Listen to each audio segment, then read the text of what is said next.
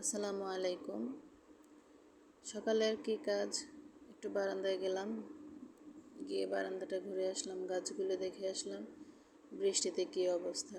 তো দেখি না সবগুলি এখনও জীবিতই আছে, কোনোটা এখনও মরেনি।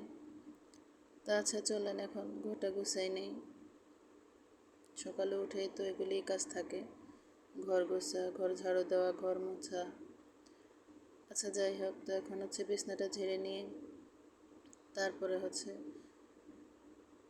ঘরটা ঝাড়ু দেব। তো বিছনাটা গোছানো শেষ, এখন ঘরটা ঝাড়ু দিয়ে নিয়ে আজকে আবার ঘর মুছেছিলাম, তো ওটার ভিডিও করিনি, ঘরটাই ঝাড়ু দিয়ে নিলাম।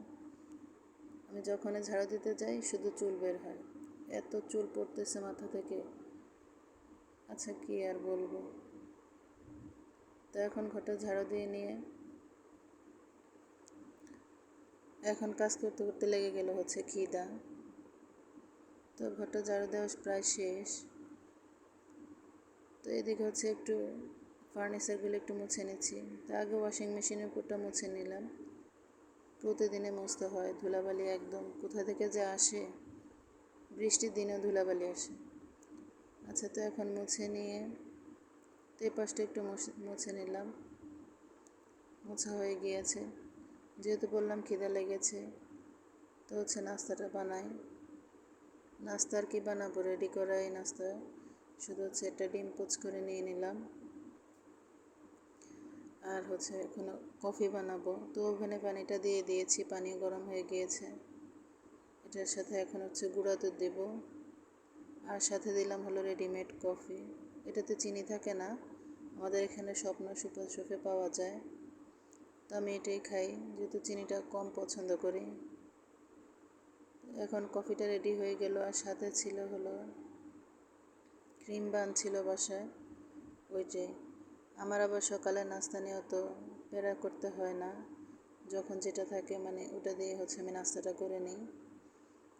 আমারও তো ঝামেলা হয় না যে এটা খেতে হবে ওটা খেতে হবে।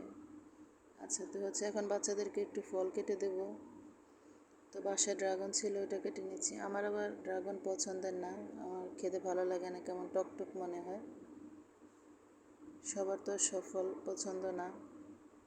আচ্ছা তো কাটা হয়ে গিয়েছে, তখন ওদেরকে দিয়ে আসবো। আমি আবার সাথে একটু আমও কেটে নিয়েছি, ওটা আমি খাবো। আমি যেহেতু ড্রাগন খাবো না, আমটা আমি খাবো আর কি। তো এই যে এদিকে আমটা কেটে নিয়েছিলাম, আমি কয়েক পিস খেয়ে নিলাম, ওদেরকে দিয়ে আসছি, ওরা খাবে। তো এদিকে রাতে বিকেলের দিকে আর কি মাছ এনেছিল, ফলি মাছ লইট্টা মাছ, তো এগুলি ফ্রিজে রেখে দিয়েছিলাম, এখন কাটবো, কেটে রান্না করবো।